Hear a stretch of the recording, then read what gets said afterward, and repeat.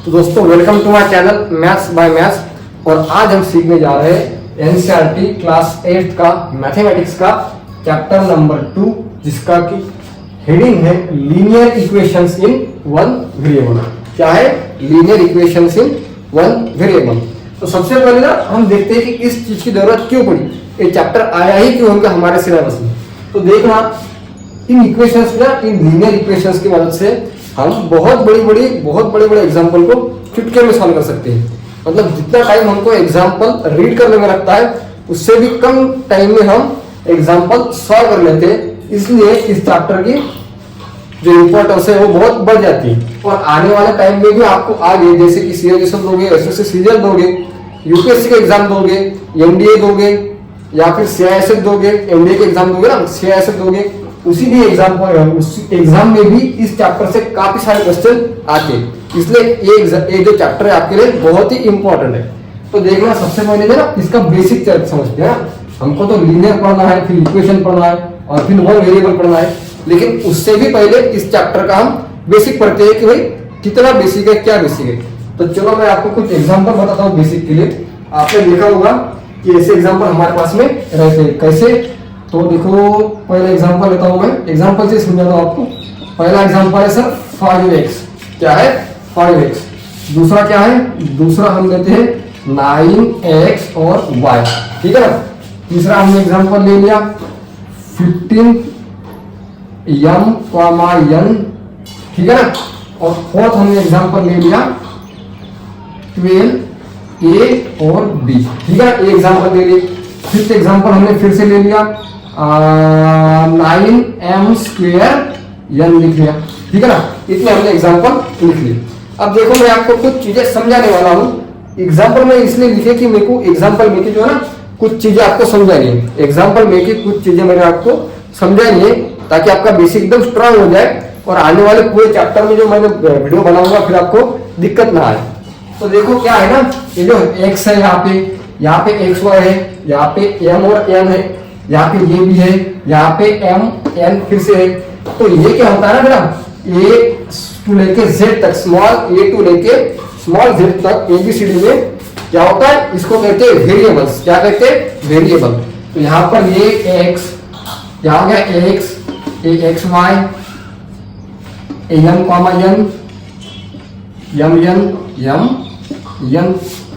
a और b, और यहाँ पर भी m और n। यहाँ पर भी क्या हो गया? m और n। ये सारे के सारे क्या होंगे? वेरिएबल होंगे। तो वेरिएबल किसको कहते हैं सर? मैं फिर से समझाता हूँ आपको। इनको कहा जाता है वेरिएबल। क्या कहा जाता है? वेरिएबल। आपके बुक में नोट कर लो, इनको कहा जाता है सर वेरिएबल। क्या कहा जाता है सर? वेरिएबल। और चैप्टर में भी हमारा वेरिएबल लिखा ही हुआ है। तो ये हो गए सर वेरिएबल। और इस वेरिएबल के साथ में, इस x के साथ में, इस xy के साथ में, mn के साथ में, ab के साथ में, और फिर से mn के साथ में जो भी नंबर्स आते हैं 1 टू लेके up to natural numbers, 1 to लेके अप टू इंफिनिटी। फिर वो नेचुरल नंबर हो, होल नेचुरल नंबर हो, इंटीजर्स हो, कुछ भी हो, होल नंबर नहीं हो सकता, क्योंकि होल नंबर अगर 0 हो जाए और इन दोनों के बीच में मल्टीपल होता है तो 0 और x क्या हो जाएगा? 0 हो जाएगा। इसलिए 0 नहीं आ सकता। तो कुछ भी आ सकता है, नेगेटिव नंबर आ सकते हैं, पॉजिटिव नंबर आ सकते हैं, लेकिन 0 नहीं आ सकता है। तो याद रखना क्या होता है, ये जो 5 है, ये n है, मैं यहाँ पे लिख दे रहा हूँ आपको। क्या लिख दे रहा हूँ? ये अपनी नोटबुक में नोट कर लेना। ये जो 5 है, ये 9 है, ये 15 यहाँ पर है, ये 12 है, और ये बचा 9 फिर से है। इनको कहते हैं हम कोएफिशिएंट। क्या कहते हैं? कोएफिशिएंट कहते हैं। कोएफिशिएंट। ठीक है ना। कोएफिशिएंट कहते हैं सर इसको, कोएफिशिएंट। ये हो गए कोएफिशिएंट। तो मैंने आपको वेरिएबल और कोएफिशिएंट क्यों समझाया? क्योंकि वेरिएबल और कोएफिशिएंट के बीच में मल्टीप्लिकेशन का साइन होता है, इसलिए मैंने आपको पहले वेरिएबल समझाया और अब कोएफिशिएंट समझाया। तो वेरिएबल की डेफिनेशन क्या रही सर? वेरिएबल की डेफिनेशन क्या होगी सर? वेरिएबल। तो वेरिएबल लिख लेना, आपकी सहूलियत के लिए बता रहा हूं। वेरिएबल क्या होता है ना, वेरिएबल होता है A B C D up to X comma Y comma Z. English alphabet में जो स्मॉल लेटर्स है ना, A B C D up to Z तक, उनको जब एग्जाम मैथमेटिक्स में रिप्रेजेंट किया जाता है तो ये सारे स्मॉल लेटर्स को वेरिएबल कहा जाता है। क्या कहा जाता है? वेरिएबल। और इस वेरिएबल के साथ में जो नंबर्स आते हैं, इस वेरिएबल के साथ में जो भी नंबर्स आते हैं ना, इस वेरिएबल के साथ में जो भी नंबर्स आते हैं उनको कहा जाता है कोएफिशिएंट। क्या कहा जाता है? कोएफिशिएंट। मतलब इन वेरिएबल के साथ में 5x, 5a, 6ab, 7ab ऐसे अगर आपको एग्जांपल दिखते हैं तो उनमें का 5, 6, 7 क्या हो जाता है? कोएफिशिएंट हो जाता है। क्या हो जाता है सर? कोएफिशिएंट। तो याद रखना क्या हो जाता है? 1 टू लेके 1, 2, 3, 4 अप टू इंफिनिटी। और यहाँ पे होगा -1, -2, -3, -4 अप टू इंफिनिटी। और यहाँ पर भी रैशनल नंबर क्या आएंगे? इरैशनल नंबर भी इसमें आ जाएंगे। तो यहाँ पे देखना, याद रखना सिर्फ जीरो ही आएगा, क्योंकि जीरो आ गया तो वेरिएबल और कोएफिशिएंट के बीच में जो रिश्ता होता है वो होता है मल्टीप्लिकेशन का। क्या होता है? मल्टीप्लिकेशन का। तो जीरो से मल्टीप्लाई हो जाएगा तो पूरी संख्या जीरो हो जाएगी, इसलिए जीरो इसके साथ में नहीं आएगा। ये ध्यान में रखना। क्या होता है सर? वेरिएबल और कोएफिशिएंट के बीच में मल्टीप्लिकेशन का साइन होता है। मैं यहाँ पे आपको लिख देता हूं कि वेरिएबल और कोएफिशिएंट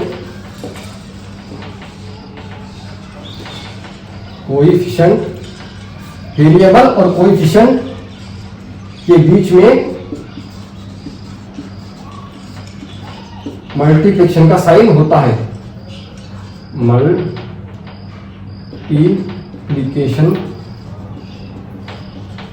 का साइन होता है। ठीक है ना? ये ध्यान में रखना। There is a sign between variable and coefficient is multiplication. Multiplication is sign present between variable and coefficient जब तक कि हमको उसके बीच में का साइन नहीं दिया हुआ है। इसका मतलब क्या होता है? देखो मैं फिर से एक बार समझा देता हूं। इसको ब्रैकेट कर लेना और अपनी नोटबुक में कहीं पे नोट कर लेना। अब आपको कुछ एग्जांपल ऐसे भी दिखेंगे, कुछ एग्जांपल आपको ऐसे भी दिखेंगे। कैसे लिखेंगे? 5 + x, 6 + x + y + 18। ठीक है ना? ये कुछ एग्जांपल आपको ऐसे ही दिखेंगे। तो सर आपने तो कहा कि भाई वेरिएबल और कोएफिशिएंट के बीच में मल्टीप्लिकेशन का साइन होता है। यहाँ पर तो प्लस है, यहाँ पर भी क्या है? प्लस है। तो बेटा क्या है? जब वेरिएबल और कोएफिशिएंट के बीच में मल्टीप्लिकेशन का साइन होता है। अब ये रहा वेरिएबल, लेकिन इसका कोएफिशिएंट 6 नहीं रहा। अब 6 क्या हो गई? कांस्टेंट टर्म हो गई। जब तक कि इस वेरिएबल के साथ में कोई नंबर नहीं आता, समझ रहे हो ना? जब तक कि इस वेरिएबल के साथ में कोई नंबर नहीं आता तब तक उसके बीच में मल्टीप्लिकेशन का साइन नहीं रहता। मतलब अगर इस वेरिएबल के साथ में अगर नंबर आता 2x तो इन दोनों के बीच में मल्टीप्लिकेशन का साइन हो जाता। अब ये देखो 6 + x, साइन की कोई जरूरत ही नहीं है, साइन ऑलरेडी दिया हुआ है। यहाँ पर भी दिया है y + 18, इसका मतलब इसके बीच में साइन की जरूरत ही नहीं है। लेकिन इस x का जो कोएफिशिएंट हो गया, अब इस x का कोएफिशिएंट क्या हो गया? 1 हो गया, क्योंकि 1 × x कर देंगे अपन तो क्या आ जाएगा? x आ जाएगा। वैसे ही इस y का कोएफिशिएंट क्या हो गया? 1 हो गया। 1 × y कर देंगे तो हमको y ही मिल जाएगा। समझ में आया ना? जब तक कि उसको इक्वेशन में अगर उसके बीच में साइन दिया हुआ है प्लस का माइनस का तो कोई सवाल ही नहीं होता है साइन का। जब प्लस और माइनस का साइन नहीं दिया होता है और वेरिएबल के साथ में नंबर्स आता है, कोई उसको कोएफिशिएंट कहते हैं और उन दोनों के बीच में मल्टीप्लिकेशन का साइन रहता है। और multiplication sign present between coefficient and variable. ये ध्यान में रखना और अपने बुक में नोट कर लेना कि हमने हिंदी में लिख दिया है। तो चलो आगे बढ़ते हैं और अब इनका मतलब समझते हैं कि लीनियर क्या होता है, इक्वेशन क्या होता है और वन वेरिएबल क्या होता है। इसका स्क्रीनशॉट ले लो, इसका स्क्रीनशॉट ले लो और मैं आगे समझाता हूँ लीनियर इक्वेशन है इन वन वेरिएबल किसको कहते हैं। चलो मैं आप करने वाला हूं इसको।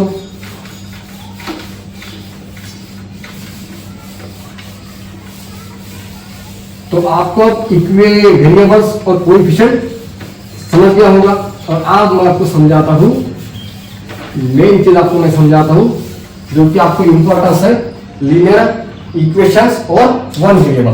तो सबसे पहले हम समझते हैं कि लीनियर किसको कहते हैं। ये रहा लीनियर सर।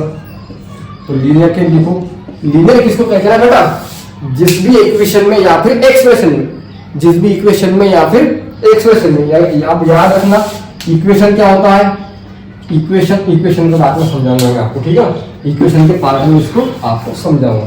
तो लीनियर क्या होता है सर, जिसकी वेरिएबल की हाईएस्ट पावर 1 होनी चाहिए। क्या होनी चाहिए, वेरिएबल की हाईएस्ट पावर 1 होनी चाहिए। एग्जांपल के तौर पे देख लिया अपन, एग्जांपल क्या होते हैं sir, 2xy 3x² y 4a² b।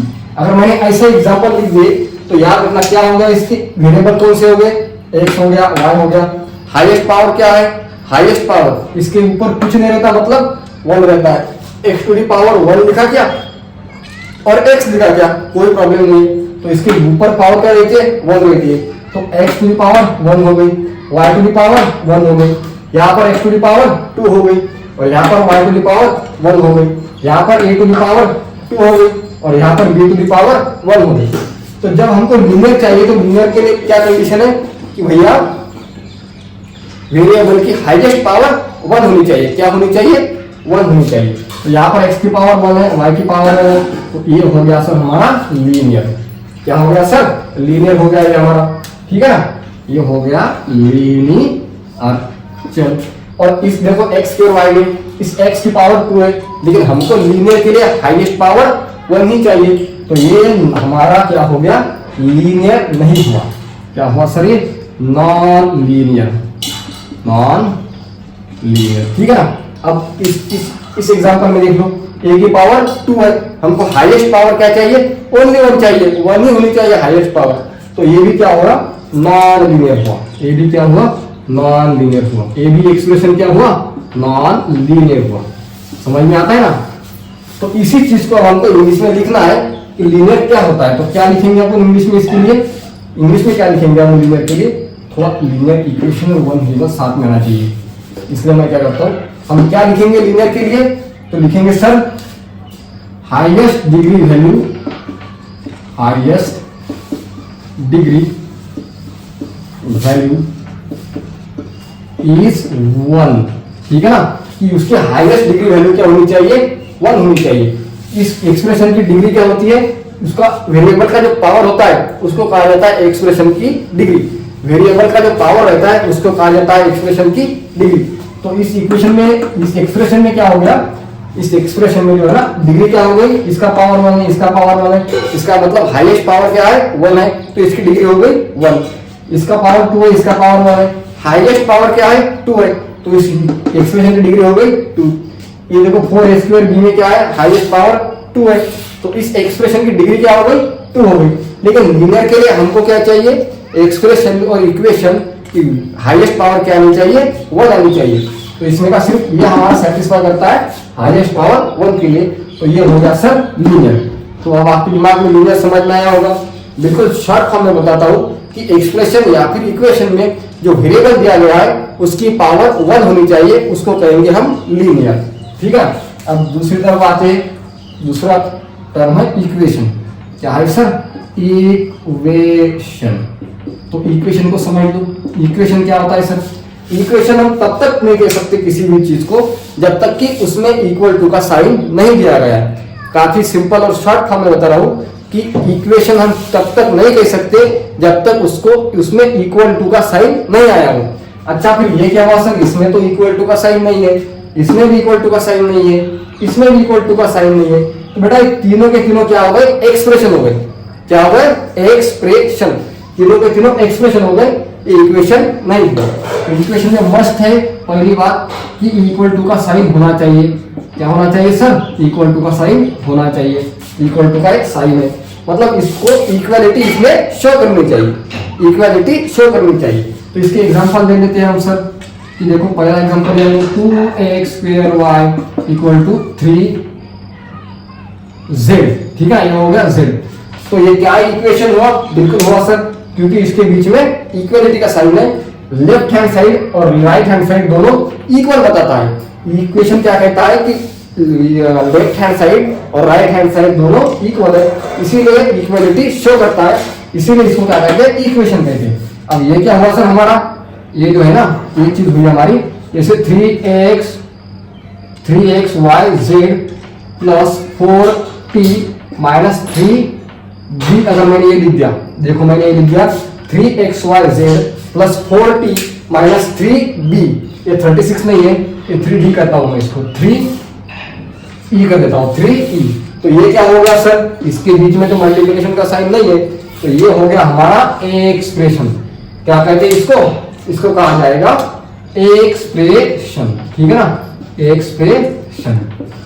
ये हो गया एक्सप्रेशन और ये हो गया हमारा इक्वेशन, इक्वेशन। चलो अब आपको न्यूमर भी पता चल गया, इक्वेशन भी पता चल गया, एक्सप्रेशन भी पता चल गया। इक्वेशन तब तक नहीं होता जब तक इक्वल टू का साइन नहीं आता, और अगर इक्वल टू का साइन नहीं आता तो हो जाता है एक्सप्रेशन। अब हम पढ़ने वाले हैं तीसरी चीज, क्या है हमारी, वन वेरिएबल। ये बहुत ही आसान चीज है, क्या है, वन वेरिएबल। तो इसके पहले मैंने आपको वेरिएबल तो समझा हुआ है। तो वेरिएबल क्या होता है, स्मॉल a टू लेके up to z, small a b c d e f g h i j k l m n o p p q r s t up to z क्या हो जाता है, variable हो जाता है। क्या हो जाता है सर, वेरिएबल हो जाता है। लेकिन इसमें भी कंडीशन हमको ये दी हुई है कि सिर्फ और सिर्फ वन वेरिएबल होना चाहिए, मतलब पूरे इक्वेशन में, पूरे एक्सप्रेशन में क्या होना चाहिए, वन वेरिएबल होना चाहिए। a टू लेके z तक, a से लेके z तक क्या होना चाहिए, a, b, c, d up to x, y, z, ठीक है ना। ये हो गया हमारे स्मॉल अल्फाबेट्स, और इसी को मैथ में वेरिएबल कहते हैं। तो इनमें का पूरा एक ही इक्वेशन में ओनली वन वेरिएबल प्रेजेंट होना चाहिए। एग्जांपल के तौर पर आप देखो, अभी मैं एग्जांपल लेता हूँ आपको, ठीक है ना। वन जैसे मैंने 5x ये रहा पहला, और दूसरा लिया मैंने 6xy, और तीसरा लिया मैंने 7xy, और ये रहा अपना z, ठीक है ना। अब मुझे बताना कि कौन सा वन वेरिएबल वाला एक्सप्रेशन हुआ। ये हमारे सबके सब क्या हो गए, एक्सप्रेशन हो गए। तो कौन सा वन वेरिएबल वाला एक्सप्रेशन हुआ, और यहाँ पे बताना कौन सा वन वेरिएबल वाला इक्वेशन हुआ, ठीक है ना। यहाँ पे लिख देता हूँ 6x इक्वल टू 12, और पांचवें एग्जांपल में लिख देता हूँ मैं 5a इक्वल टू 30, और छठवें एग्जांपल में मैं लिख देता हूँ 6xy equal to 20y, 2y। 6xy equal to क्या कर देते, 2y लिख देते। तो अब मेरे को बताना ये क्या हो गया सर, इक्वेशन हो गया, क्योंकि इन दोनों सब में इक्वल टू का साइन है, और ये क्या हो गया सर, एक्सप्रेशन हो गया, क्योंकि इनमें इक्वल टू का साइन नहीं है। तो बताना कि वन वेरिएबल में, वन वेरिएबल किस में प्रेजेंट है। तो देखो सर, इस एग्जांपल में वन वेरिएबल प्रेजेंट है, और कौन सा है, x है सर, x, ये रहा वन वेरिएबल। इस एग्जांपल में दो वेरिएबल है सर, तो ये हमारा इन वन वेरिएबल नहीं रहा, ये क्या हो गया, कैंसिल हो गया। ये भी क्या हो गया, हमारा कैंसिल हो गया, क्योंकि इसमें थ्री वेरिएबल है, x, y, z है, थ्री वेरिएबल है। अब देखो ये इक्वेशन देखो, तीनों के तीनों, इसमें देखो x प्रेजेंट है और ओनली वन ही वेरिएबल प्रेजेंट है, x, तो ये हमारे काम की चीज है। इसमें देखो ओनली वन वेरिएबल प्रेजेंट है, ये, तो ये भी हमारे काम की चीज है। और इसमें दो वेरिएबल प्रेजेंट है, x और y, तो ये हमारे लिए काम की चीज नहीं है, इधर भी y आया। तो समझ लिया ना। तो जब तक कि तीनों के तीनों कंडीशन सेटिस्फाई नहीं होती है, कौन सी, ये तीनों के तीनों condition, linear equation in one variable, तब तक हम उस चीज को नहीं कह सकते। कि तीनों के तीनों कंडीशन क्या होनी चाहिए, सेटिस्फाई होनी चाहिए, तभी हम उस चीज को कहेंगे कि ये linear equation in one variable है।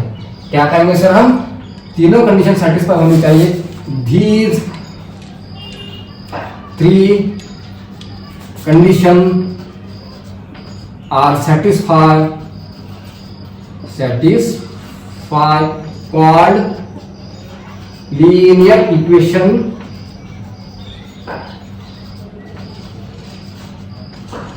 in one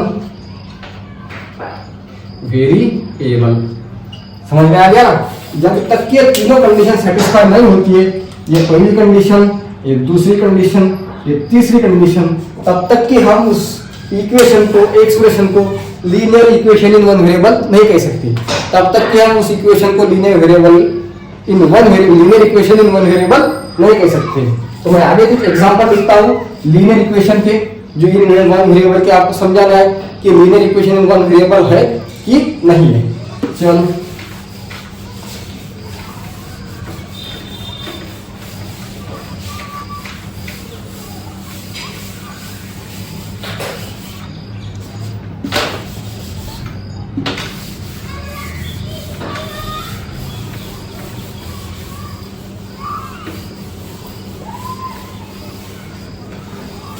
चलो आप देखते हैं लीनियर इक्वेशन में वेरिएबल है कि नहीं। कुछ एग्जांपल लिखते हैं।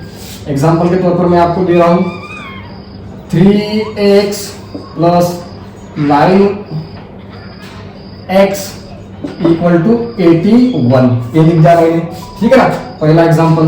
दूसरा लिख दिया मैंने 8x plus 9y equal to 12xy, ये लिख दिया मैंने। तीसरा एग्जांपल लिख दिया मैंने 14a plus 16b equal to 18ab, ये लिख दिया मैंने। समझ में आ गया? तीसरा एग्जांपल मैंने ये लिख दिया। तो अब आपको बताना है कि सर इसमें का linear equation in one variable कौन सा है, linear equation in one variable कौन सा है। काफी आसान तरीके से समझा रहा हूँ। तो सबसे पहले लिखते हैं, पहले एग्जांपल में एक ही वेरिएबल प्रेजेंट है, ठीक है, x है, बिल्कुल है सर, एक ही वेरिएबल प्रेजेंट है, x है सर। दूसरी चीज क्या चेक करनी है हमको कि डिग्री 1 है कि नहीं, डिग्री 1 है कि नहीं। इसकी डिग्री भी 1 है सर, इसकी डिग्री भी 1 है सर। तो दूसरी भी सेटिस्फाई हो गया कि लीनियर है और वन वेरिएबल है, लेकिन क्या इक्वेशन है, इक्वल टू का साइन है सर, तो इक्वेशन भी हुआ। तो हमारे तीनों कंडीशन इसमें सेटिस्फाइड हो गए। तो इसको कहेंगे हम linear equation in one variable. Short form में लिखा हुआ है linear equation in one variable. हो गया सर। अब देखो इस एग्जांपल में मैंने क्या लिखा सर, इस एग्जांपल में मैंने क्या लिखा सर, इस एग्जांपल में लिखा मैंने 8x plus 9y equal to 12xy। तो सबसे पहले क्या करेंगे, लीनियर है कि नहीं ये चेक करेंगे। देखते हैं डिग्री 1 है, इसकी डिग्री हाईएस्ट पावर 1 है, इस x का हाईएस्ट पावर 1 है, इस y का हाईएस्ट पावर 1 है, तो लीनियर तो हो गया। दूसरी चीज आती है क्या इक्वेशन है कि नहीं, इक्वल टू का साइन है, इसका मतलब लीनियर इक्वेशन भी हो गया। लेकिन क्या वन वेरिएबल प्रेजेंट है, नहीं सर, x और y दो वेरिएबल प्रेजेंट है, तो ये linear equation in one variable नहीं हुआ। क्या हुआ, linear equation in one variable नहीं हुआ।